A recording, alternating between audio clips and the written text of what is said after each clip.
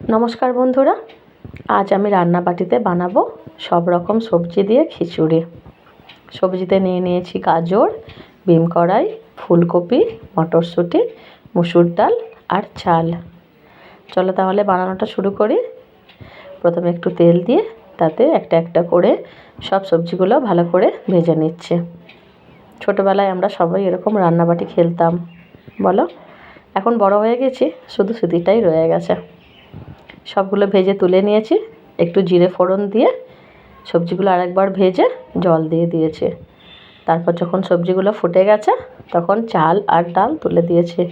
মশলাতে লঙ্কা, হলুদ, সবজি মশলা, লবণ দিয়ে আর একটা ঢাকা দিয়ে দিয়েছি। 10 মিনিট পর দেখো হয়ে গেছে সবজি দিয়ে খিচুড়ি। শেষ পাতে একটু পাঁপড় আর একটুখানি ঘি দিয়ে তোমাদেরকে পরিবেশন করছি।